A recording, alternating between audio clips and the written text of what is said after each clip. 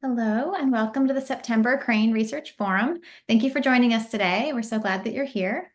My name is Dr. Rebecca Dorr, and I'm the Director of Research here at the Crane Center for Early Childhood Research and Policy. My colleague Kathy is going to be monitoring our chat box today, and we'll be adding housekeeping items there. These monthly forums feature research on emerging or key topics that impact the field of early childcare and education. Today, I'm very pleased to welcome Dr. Lora Cohen-Vogel and Dr. Michael Little. Their colleague, Dr. Michael Gottfried, will not be able to join us today. Dr. Cohen-Vogel holds multiple appointments at the University of North Carolina, Chapel Hill, including the Frank A. Daniels Jr. Endowed Chair, Professor of Public Policy and Education, and Director of the PhD program in Policy, Leadership, and School Improvement, and the Interprofessional Graduate Certificate in Improvement Science and Implementation. She's an expert in vertical alignment between pre-K and kindergarten who has extensive experience using research on policy formation for system improvement. She has served as principal investigator of the National Center for Scaling Up Effective Schools and the Early Learning Network, which is a consortium of 6 universities working to narrow the achievement gap and maintain early success as children transition from preschool to kindergarten and beyond. She recently completed several books and articles on improvement science and education and just finished an appointment on the National Academies of Science, Engineering, and Medicine's Committee on the Future of Education Research. Dr. Little is an assistant professor of educational evaluation and policy analysis at North Carolina State University. His research focuses on how leadership and policy impact the bridge between early childhood education and the early grades of school. He also serves on the editorial boards for Early Childhood Research Quarterly and AERA Open.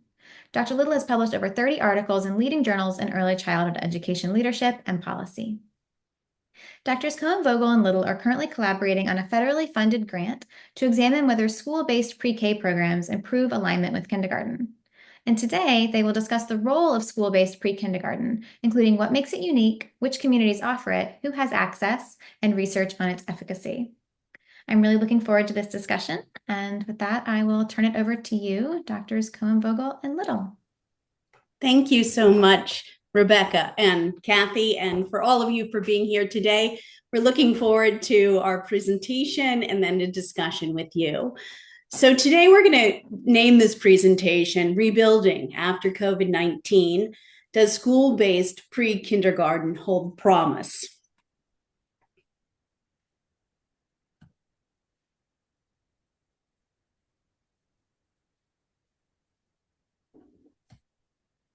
I'm having trouble advancing the slide for some reason, so give me a moment. Let's see if this does it. Nope. There, how's that? So I'm increasingly spending time in international contexts, and it's in those spaces as we're pressed to sort of explain educational phenomena to others in different sociocultural and political communities that sometimes we learn the most about our own. So we're going to start just by asking this esteemed audience of early childhood educators and experts to begin our session today by answering a couple of questions in the chat. To start, in the chat, please type your own estimate of the proportion of 4-year-olds enrolled in early childhood education programs in the US. Any kind of program at all, publicly funded, privately funded, etc. What are some of your ideas? Michael, what do we have there? Yeah, so we're seeing 50, 60, 45, 85, 30, 25, 75. Okay.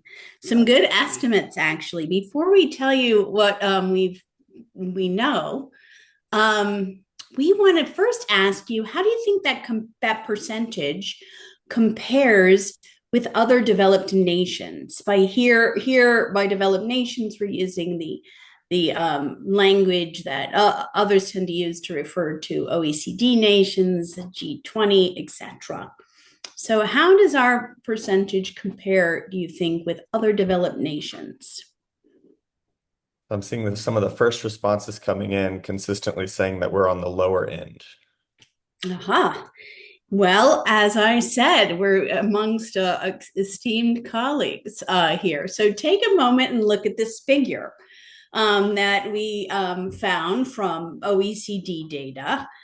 And in the chat, what are some things that you notice? So just to orient everyone, the blue dots indicate preschool enrollment for 3 to 5 year olds in the blue dots, and then the yellow or orange bars are early childhood care for 0 to 2 year olds. So what are some things you're noticing?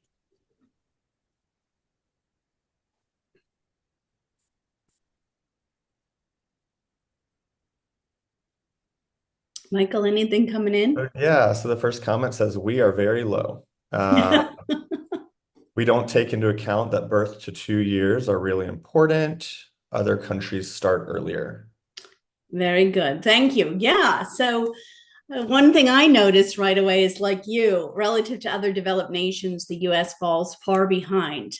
In fact, according to the OECD, it looks to me that the US enrolls smaller proportions of 4-year-olds than almost every other G20 OECD and even OECD affiliate nation.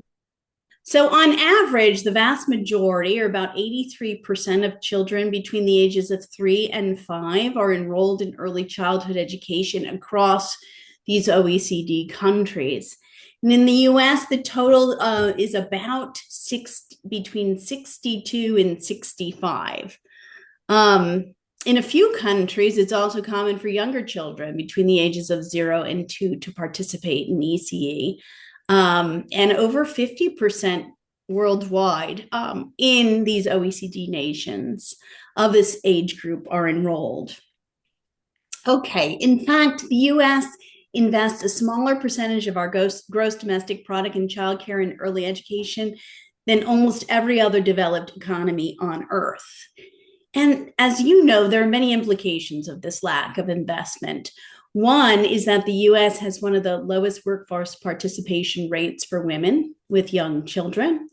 This is a statistic that costs the US an estimated $122 billion each year in lost earnings and economic productivity, to say nothing of the individual impacts felt by young women and women and people of childbearing age.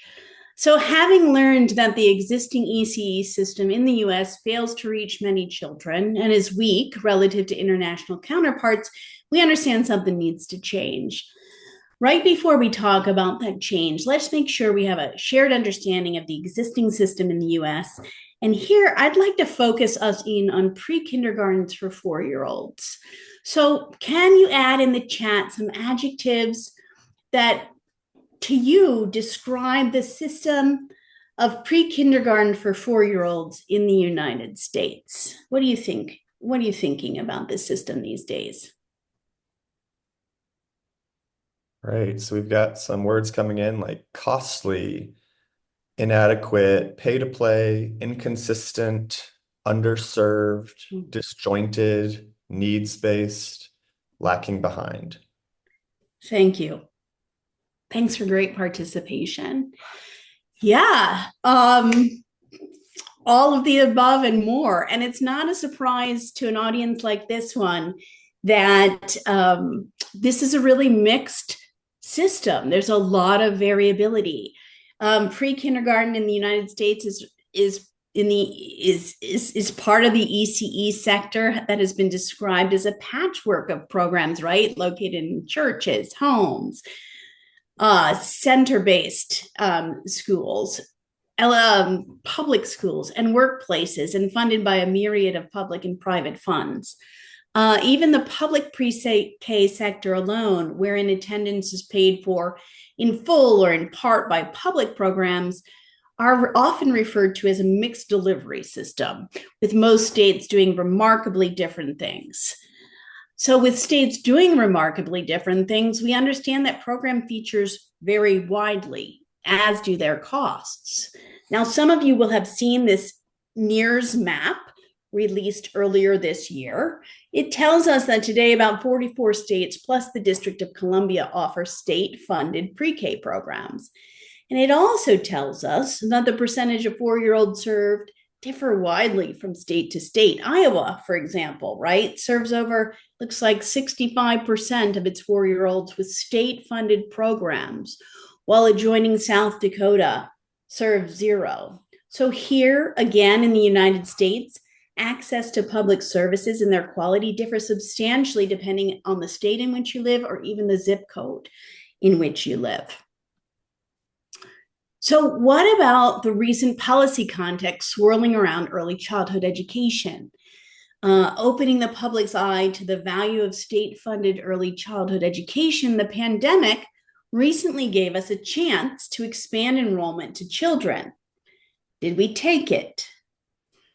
Well, as you know, the CARES Act, the American Rescue Plan, and the supplemental COVID-era appropriations initiative helped keep the doors open and provided families and practitioners with much needed support starting in late 2020.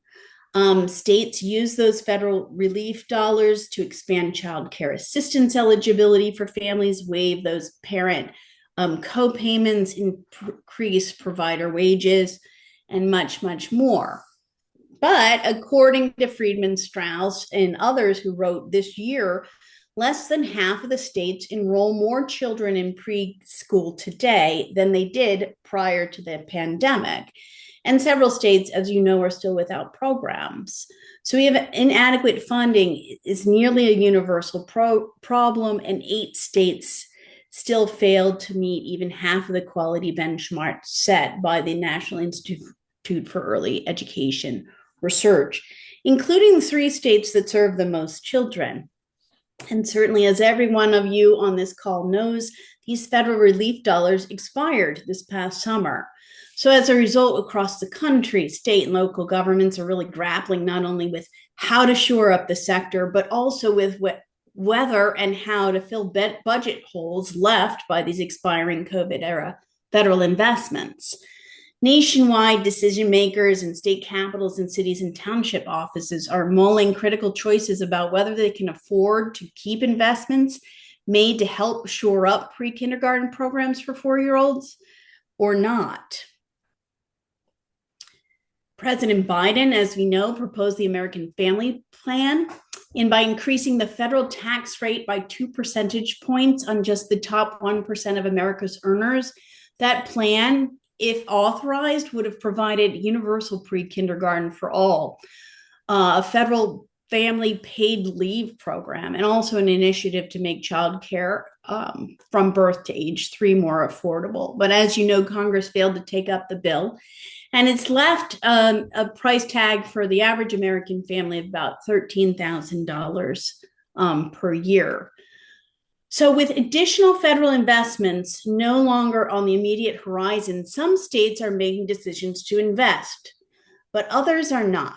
And so the phenomena of investments as withering federal dollars are leaving us or not is really likely to exacerbate disparities in ECE that already exist across the country. Now, some metropolitan communities have also begun to invest, but most of these have been urban spaces. And as you know, even before the pandemic, more of half of US families lived in licensed ECE childcare deserts. These are neighborhoods with insufficient supplies of licensed childcare. So what do we do?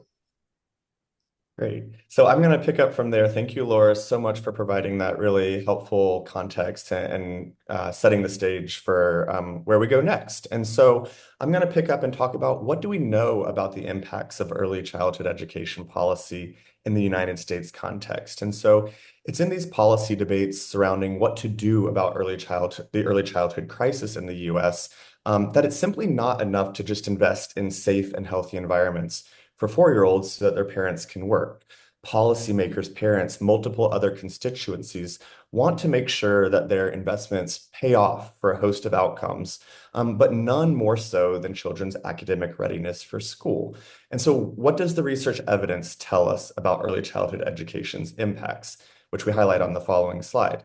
And so for those of you who chose to join this webinar, I'm sure you're very well aware that high quality pre-K programs can have really dramatic and cascading effects on children's and ultimately adults' life trajectories. These long-term benefits include things like lower rates of crime and teen pregnancy, higher lifetime earnings, better health outcomes, and the other beneficial outcomes that are listed here on this slide. And it's really these long-term kind of distal life outcomes that interface with and have implications for the social safety net that yield the really promising return on investments that we find with early childhood education.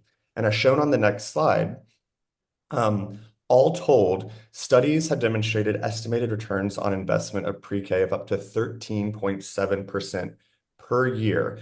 But it is important to note that this depends substantially on program quality, with some of the early famous experiments like Abecedarian yielding kind of higher returns on investments than scaled up programs that we see today. However, in general, the return on investment is consistently positive. And so then that brings us to what do we know about the academic outcomes of pre-K for 4-year-olds? And so there are immediate and significant positive impacts of attending pre-K on school readiness. And this is a really consistent finding in the literature on outcomes ranging from early literacy to numeracy and executive functioning. But again, the quality of the program really matters, particularly when we get at measures of quality that get inside of the classroom, that capture instruction and process types of quality. That's really what predicts differences in impacts on kids' outcomes. However, unfortunately, these enhanced skills of pre-K attenders often converge with non-attenders by the end of kindergarten. And this is a phenomenon that is often frequently called fade out or catch up. However, in our research community, we tend to prefer to use the term convergence. And so just to speak a little bit more about this concept of convergence, while it does often occur by the end of kindergarten, so really pretty rapidly once kids enter elementary school, on average, some research coming out of UNC's Early Learning Network suggests that the impact of quality pre-K programming on the academic skills for certain subpopulations that have been historically marginalized in the US, namely children of color, children learning English, and children who come from families where the incomes and educational attainment are relatively low, it continues for about another year through the end of the first grade. So a little bit of a more persistent benefit for these subpopulations of students. And so this really begins to beg the question of how do we extend the impact? How do we maintain early learning success into and beyond elementary school? Well, Laura and I have been a part of a network of 6 research universities across the US, which includes Ohio State, or I should say the Ohio State, working to understand how to extend the pre-K impact into and beyond elementary school. And recent empirical work coming out of this network, along with other theoretical developments, has revealed a number of explanations for why convergence occurs, and similarly, how positive impacts might be expanded, which we detail on the following slide. And so the first explanation suggests that the impacts of pre-K and early childhood education interventions really depends on the timing and whether the early years interventions equips a child with the right skills at the right time in a child's developmental trajectory so that they can both avoid risks and take advantage of opportunities. And so, for example, here might be early disability screening in an early childhood education program that gets a child services when they need them, when they need those services in their developmental trajectory that can really have long-lasting impacts. The second theorizes that pre-K learning across success will be sustained when curriculum in pre-K in the early grades is aligned and that redundancies in the teaching of basic concepts are not too extensive. In a recent study that Laura and I conducted, we actually found that 37% of the content reported to be covered by kindergarten teachers was redundant with that reported by the same pre-K with that child's pre-K teachers. And then finally, the sustaining environments hypothesis suggests that whether we maintain a positive pre-K effect is contingent upon the quality of what happens after the subsequent learning environment. And a related proposition to this within the sustaining environments hypothesis suggests that the continuity of the learning space itself could help to extend early learning gains made during the pre-K year. which brings us to school-based pre-K. So a number of improvement ideas have emerged from this work. And the remainder of our talk today is going to focus on the specific idea of school-based pre-K, which Laura is going to now pick back up and tell you more about. Thanks. So school-based pre-K, or SBPK, as we referred to it, really refers to formal education programs for 4-year-olds that are situated or sited within elementary or primary schools, rather than standalone centers. So a question for you, again, in your chat box. Why do you think we might think that school-based pre-K holds promise? What are some reasons, given the three attributes that Michael just discussed? Why do you think school-based pre-K might hold promise in our view? So we've got some responses coming in. Continuity, vertical alignment between pre-K 5, prepares children for school, consistency, and helps families with one place to go with other children. Ah, very good. Thank you. So first, researchers have speculated for at least 2 decades that pre-K programs based in elementary schools are likely to generate better outcomes for students compared to those in non-school-based settings, because school-based settings generally have more resources. And since then, a few studies have put those speculations to the test. Among them, or summarizing them actually, Vitillo and colleagues in 2020 wrote that findings from empirical studies, quote, are increasingly clear that pre-K classrooms located within public schools tend to be higher on several indicators of quality and more effective at preparing children for kindergarten. Among those resources that folks have been studying are teachers. Now, research has consistently found significant differences between school and center-based pre-K settings in terms of teacher education. Early studies from the National Center for Early Development and Learning, for example, found that 81% of teachers in school-based settings had earned a BA or higher, compared with 56% in other center-based settings. And of course, we know that pay is often substantially different too, not only between private and publicly funded pre-K programs, but also by setting within publicly funded and pre-K programs. As of 2021, only 3 states guarantee equal pay to pre-K teachers across settings. And lead teachers in state-funded pre-K programs offered in private centers earn approximately $12,500 less per year on average than those teaching in school-based pre-K. So this first idea is the pay gap sort of fueling teacher turnover within pre-K centers, center-based care, which has reportedly become worse since the COVID-19 pandemic. So we're wondering about this teacher turnover as it relates to pay, and whether or not school-based pre-K, because of the higher remuneration, can kind of keep teachers longer. Second, by physically joining the early childhood and elementary education spaces, school-based programs eliminate, or at least soften, one transition point for children. That is the transition to a center-based pre-K. So throughout the course of life, we all make transitions, and children are no different. But as Kagan and others write, because young children are more vulnerable in general, and because they have experienced far fewer transitions than adults, they often experience greater challenges associated with transitions. And early childhood is recognized as a time of accelerated change involving multiple developmental, social, and institutional transitions, each of which has implications for current well-being and future success. In fact, transitions have been defined as key events or processes occurring at specific periods or turning points during the life course. So the transition to formal schooling indicates a critical period of adjustment.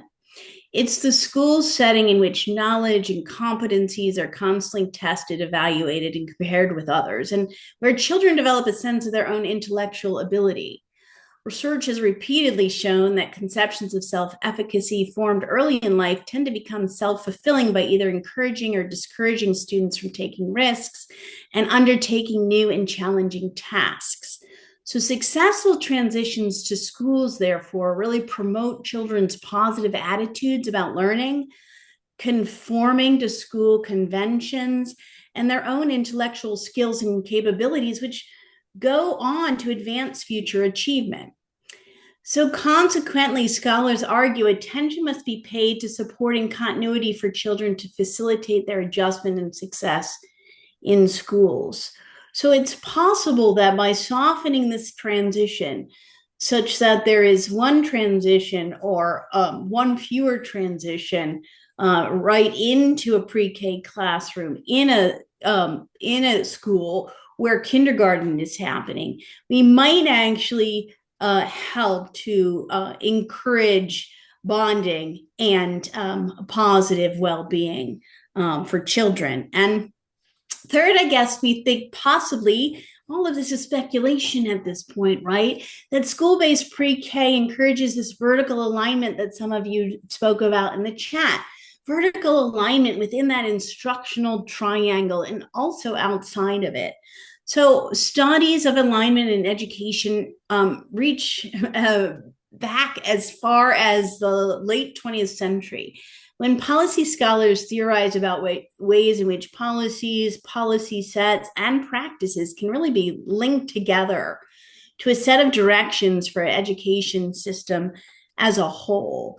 And in fact, Michael and I, in some of our earlier work that we're going to share with you through Kathy and Rebecca today, really found that we still have big gaps when we talk about the instructional policies that could better bind pre-K and kindergarten together. By the way, when we talk about kind of this misalignment vertically, we don't make assumptions that what's happening in the kindergarten, first, second grade spaces need to be brought into pre-K per se, or at least unidirectionally alone. We know that kindergarten, first, and second grade practitioners and policymakers really can learn a thing or two also from the pre-K space and play-based learning. But we do think there is this opportunity for alignment across these spaces in ways that can support children's development if done well.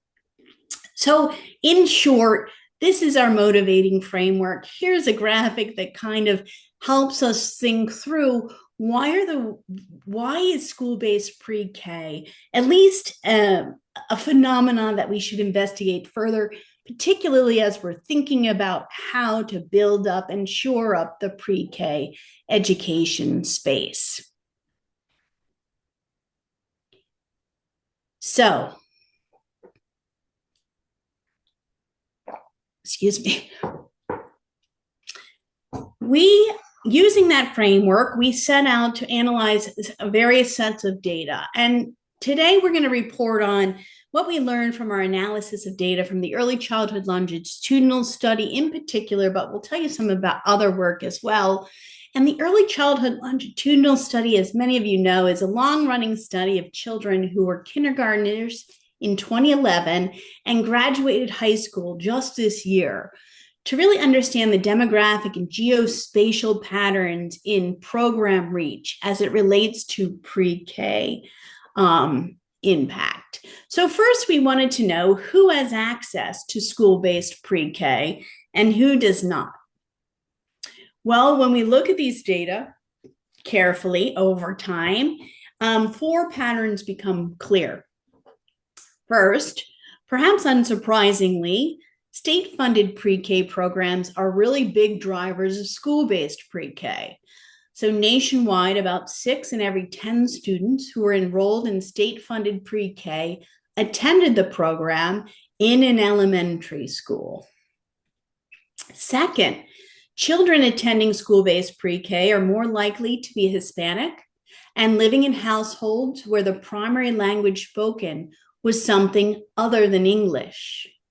Notably, however, school-based pre-K did not disproportionately or does not disproportionately reach others whom the education system in the US has historically left behind, including African Americans and children experiencing poverty who attended pre-K. They were less likely to attend within an elementary school. Third, with only about half of children staying in the same school for with only about half of children staying in the same school for kindergarten, school-based pre-K does not appear to eliminate an extra transition for everyone equally.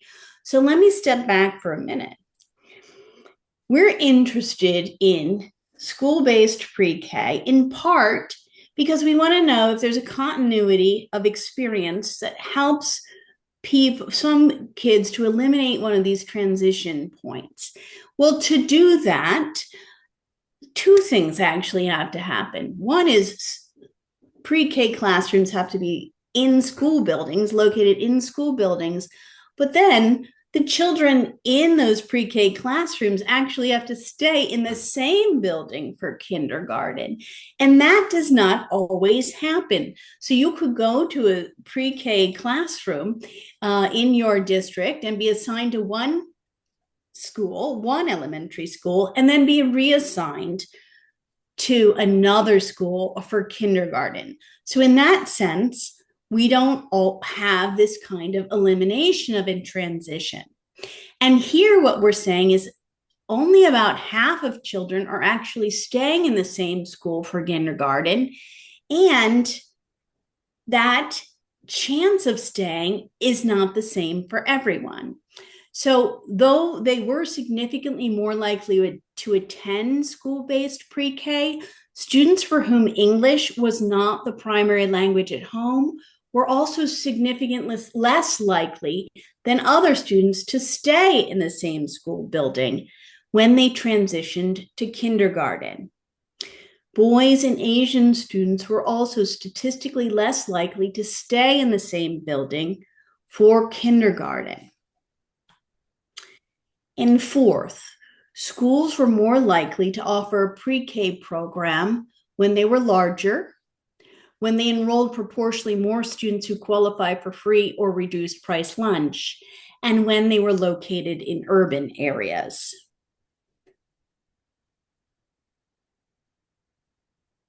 Now, why were elementary schools with larger proportions of free and reduced price lunch eligible students more likely to offer a pre-K program, and at the same time, no more likely to enroll pre-K children experiencing poverty? Now, at first glance, that pattern that we're observing here seems contradictory. So why might this be? Well, the reason is that neither pre-K site selection nor who chooses to attend are random. They're instead the result of nuanced supply and demand side factors. On the supply side, many states have rubrics they use to rate eligible site applicants within a given county. In North Carolina, for example, each applicant's rated on 5 indicators, from program quality standards to classroom and family support indicators. And a full 35% of the rubric consists of geographic accessibility and affordability factors, including whether a site provides transportation, extended care, or whether it's located in a high, mid, or low need area. On the demand side, while families who qualify for publicly funded pre-K have to fall below an income threshold in 35 of the 45 states with state-funded programs, there are generally no formal sorting criteria for auspice or site, as administrators make school and center-based pre-K classroom assignment decisions within a given program. So to build on the North Carolina case, for example, the state's pre-K program requirements and guidance manual does not address students' assignment to school-based or center-based classrooms. So what to do? Well, we think that policymakers and program administrators looking to advance income and race-based equity approaches to the provision of pre-K services and to thinking about the potential of school-based pre-K in particular should really work to provide education and outreach to families experiencing poverty, educating them about the options available in their communities, including those offered in public schools. We also think that they can develop protocols in partnership with community members and families to ensure that spots in school-based pre-K classrooms are allocated in ways that guarantee fair and equal access to marginalized children and provide them opportunities for continuity of education that expands beyond the kindergarten year. Michael. Great, thanks, Laura. So I'm going to pick up and talk a little bit about what we're finding in terms of the associated outcomes for students of school-based pre-K, kicking it off with what we know about school-based pre-K and attendance. And so as research and practice has consistently shown us, unsuccessful or challenging transitions into kindergarten correlates with children feeling less secure about their environments and increased stress, thereby leading to school avoidance and negative feelings about school. And it's these negative feelings that can often materialize as absences through refusal to attend school or pretending to be sick, for example. And so we think that school-based pre-K, based on our conceptual framework, might help to ease this transition. It provides children with an experience in pre-K that is more school-like. They're exposed to more academically focused classrooms and teachers and instructional routines that might differ from what a child would experience in a center-based setting. And that's what led us to hypothesize that school-based pre-K attendance might lead to fewer absences and higher rates of attendance for students. And on the next slide, we highlight what our preliminary finding is to this question. Somewhat surprisingly, though, our preliminary finding here is that school-based pre-K is not associated with different rates of lower absenteeism in kindergarten through fifth grade.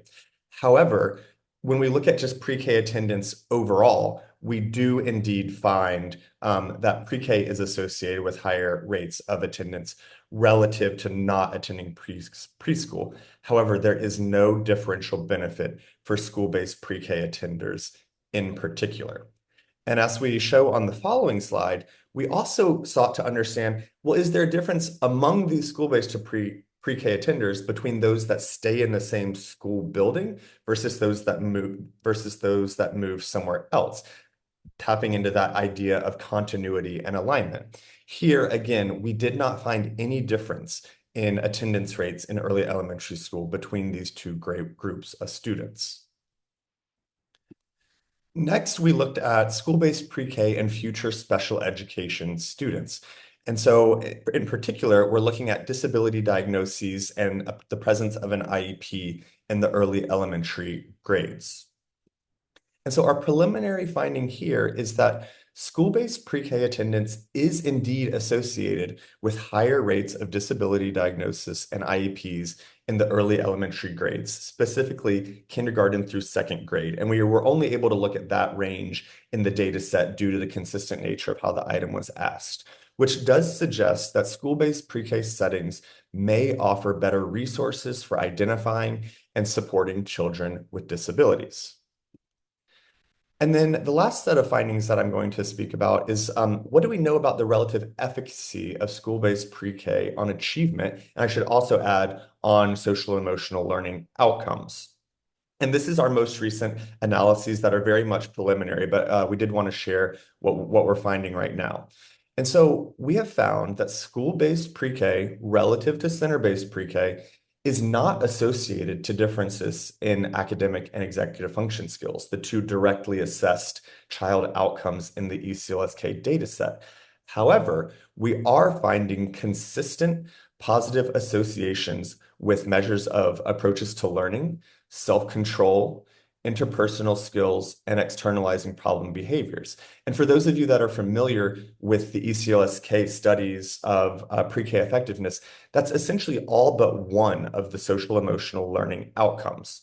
I should also note that these positive associations on the social emotional learning outcomes are persistent through the end of kindergarten for all of them, but for externalizing problem behaviors, the positive associations actually extend through the third grade.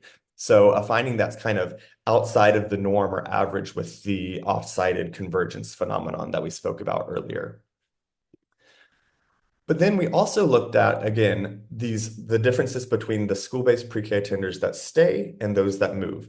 And here we did not find any differences for those that stayed in the same school in elementary school. And again, our hypothesis would have been that the benefits would have been more sustained for this subgroup of students due to the increased continuity and alignment possible. And so this begs the question of why might school-based pre-K not be meeting its full potential? Well, we'd anticipated that students exposed to school-based pre-K were likely to benefit in terms of academic skills in particular, due to the increased pressure and focus on these domains in school-based settings, potentially relative to center-based care. It is notable that we found the benefits to actually be concentrated in the non-academic social emotional learning domains. And one could hypothesize that these domains would have been better supported or could be better supported in center-based settings that may have less academic press or have more kind of progressive pedagogical approaches to instruction. And so it was surprising to us that there were no benefits for students who remained in the same school after pre-K as well. We expected that this level of continuity would reduce disruptive transitions and enable more sustained learning gains. And so overall, our limited findings of positive associations for school-based pre-K and for stayers in particular has pressed us to really think critically about why school-based pre-K might not be meeting its full potential. And our thinking, which I will turn over to Lora to elaborate on, is that school-based pre-K's promise might depend fundamentally on the extent to which systems, structures, personnel, and routines within schools work in concert to enact rich, aligned early learning communities. And so I will pass it back to Lora to tell you more about our thinking there.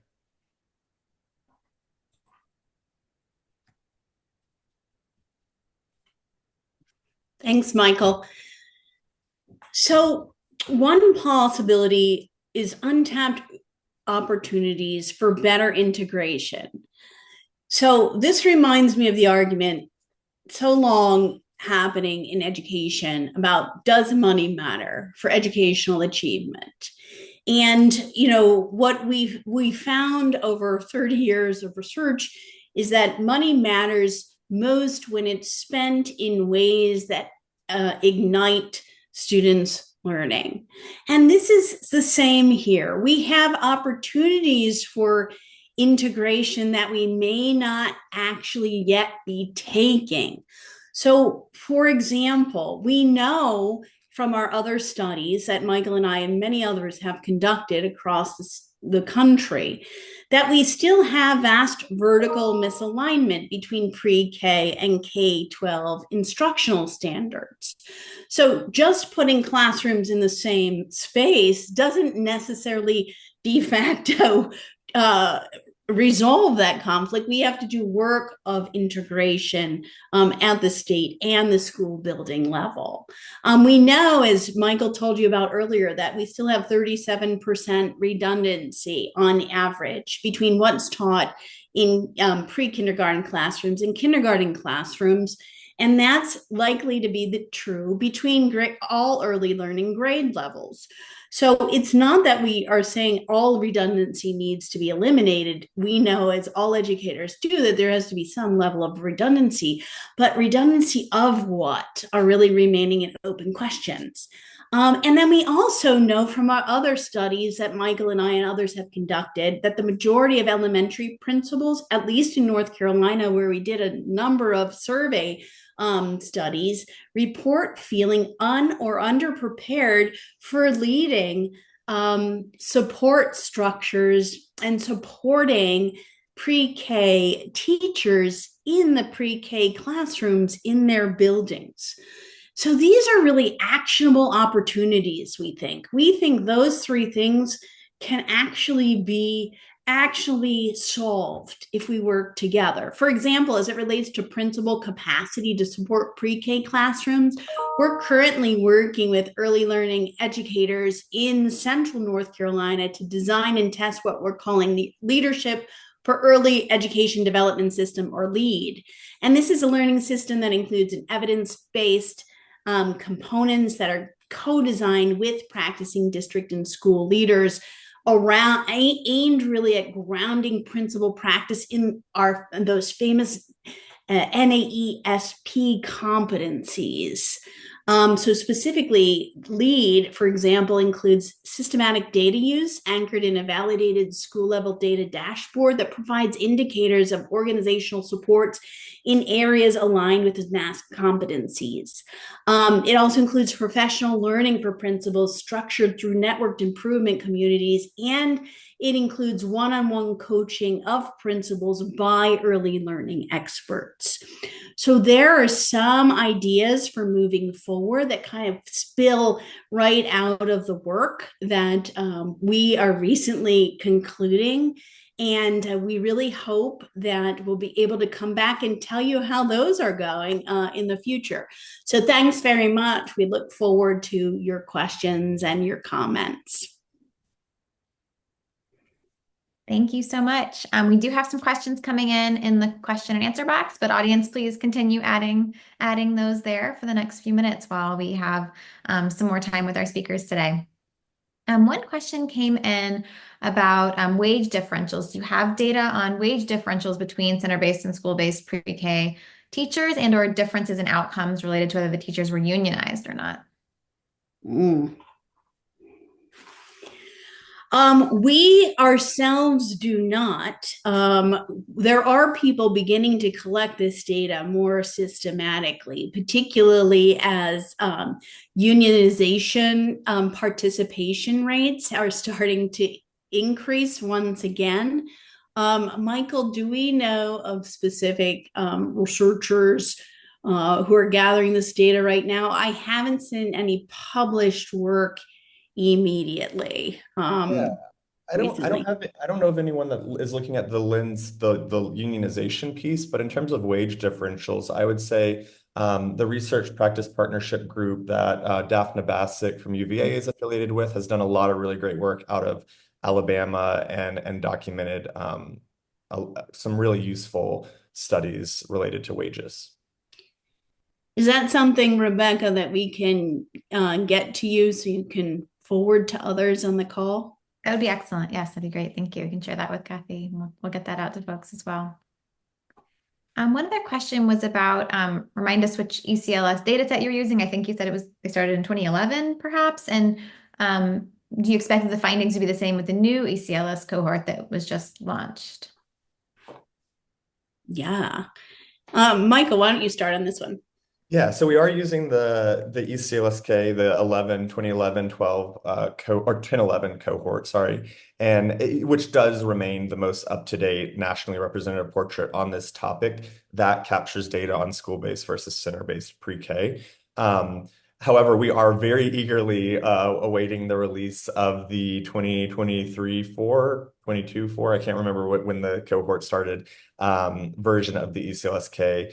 It's also going to be a really exciting release because there's going to be a lot more information this time about the actual pre-K experience. One of the things we're really limited in with the older version of the data is that we don't know a whole lot about what the pre-K program and experience was like. And I do know that they're going to be capturing a lot more in this new version. But I do think that, a lot has happened in the interim, most notably a global pandemic and all of the implications that had for the early childhood education sector. And so I do think that there's a great potential for differences. And Laura, I don't know if you have anything else you might want to add or what you might hypothesize in terms of potential changes. Yeah, that was a great and comprehensive answer. I just often think about how even when the data is released, we have a little challenge because we've had a lack of continuity for people as a result of the global pandemic. So this will be a little bit of a tricky question to answer, even as we have a more robust data set, just because there's been so much transition in the lives of these little children. So not a great answer for you, but wanting to be really clear about what the data are or are not telling us, what signals we can and cannot pull out of it.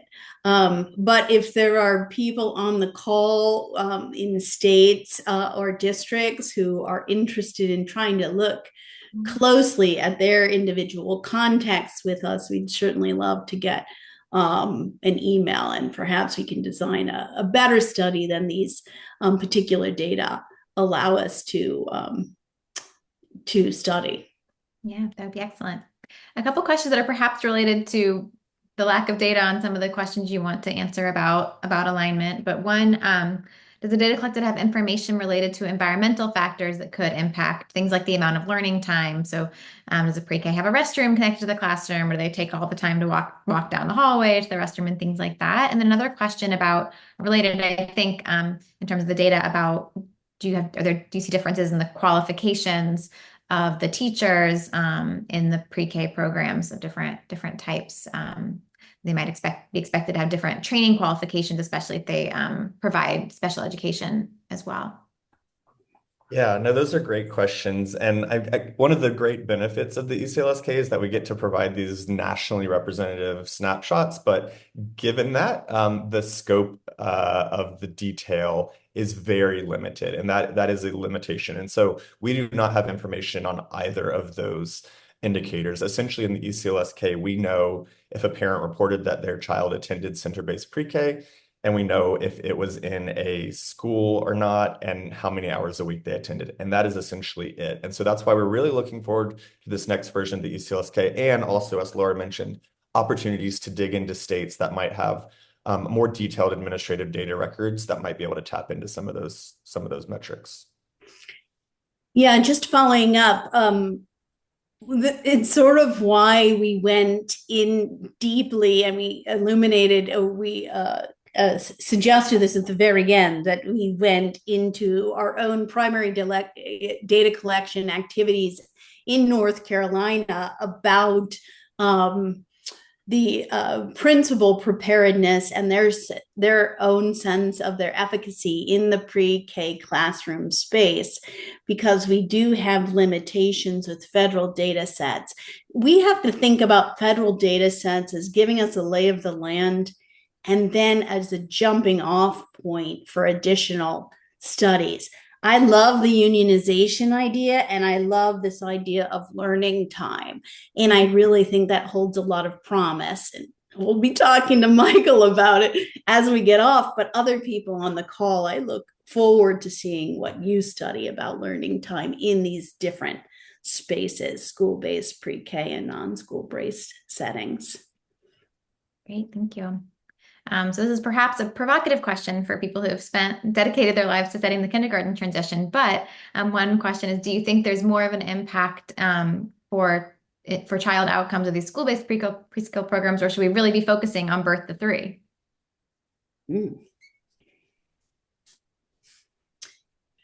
Yeah, no, I mean, I think these are all excellent questions. In some ways, our interest in pre-K space might be motivated because at root, we're policy scholars, and we know about incrementalism. So we know that from looking at the ways in which policymakers adopt policies over time, that it's possibly more likely that they make incremental moves, moving from kindergarten entry and age 5 to 4 to 3, etc. So because of that, and because of this idea generally of vertical alignment and cross-hatching across these two spaces, we've been primarily focused on that pre-K year. I don't know that we know for sure about kind of where to put our biggest investments per se. I know for years economists of education have been looking at where you should put most of your investment, depending on the country in which we're talking, to get the most sort of bang out of your buck. What is exciting to me is that educational researchers and practitioners like ourselves are increasingly working with and beginning to think more broadly about outcomes for children, not only as it's related to their future educational attainment and achievement, but also for all of these great health, wellness, socio-emotional, nutritional, and all kinds of outcomes. So I think it matters what outcome you're looking to maximize when you think about where particularly to invest. Michael, do you have thoughts on this great question? Yeah, no, I think I love your response. I just have a couple of maybe ideas that have been rolling around in my head that I would add. Is the first thing that came to mind when that question was asked was the really famous the Heckman equation, and this downward sloping graphic that shows how returns on investment for human capital, investments cascade from birth until school entry. And so given that perspective, I think it's definitely a valid thing to raise that, we need to consider substantial investments in that area. And then building on what Lora already mentioned, as policy scholars, we're really understanding, okay, we're working in this space where these investments are already being made. We're kind of looking at the intensive margin versus the extensive margin of like where we go next, and just how do we organize the system that already exists here to maximize the potential benefit, and what promise to school-based pre-K play in that space. Yeah, those are both really compelling examples. Thank you. Probably our final question here, but there are a lot of investments, for example, the QRIS, that are being made to improve center-based childcare programs, and families use center-based childcare over school-based pre-K for a variety of reasons: longer hours of care, summer programming, etc. Can you speak to how we can reconcile those benefits of childcare programs with the potential benefits offered by school-based pre-K? And that might be related to what you're saying, Dr. Little, about what outcomes we're thinking about, right? Yeah, no, I mean, I think and given our focus on school-based pre-K, I don't want to suggest, I think Laura and I both agree that like we believe firmly in a mixed delivery system, and that we need to have a robust and holistic set of offerings that can benefit families for the various needs they have. We actually didn't get to highlight this finding, but one of the biggest predictors of whether or not a child attended school-based pre-K in the ECLSK data was actually if they had an older sibling in the school, right? And so we know that, families are going to make these decisions informed by their needs. And so we need to make sure that there are really high quality opportunities regardless of the setting. And so I am very excited about the opportunities that the innovations in QRIS, for example, are providing. I do think we should also be thinking about how can school districts and school leaders in elementary schools interface with programs in the community to provide some of these vertical alignment, transition to school type opportunities. I think there was a little bit of promise with the MOU provisions of ESSA that were passed, that districts need to create MOUs with community-based providers. However, I think that maybe that might have been slightly of a missed opportunity, or some districts are not necessarily taking full advantage of that. So I think a really fruitful avenue for future work would be, how do we bridge and create stronger connections between schools and the community-based providers for sure. Yeah, that was going to be my response as well, that I think there is really a great deal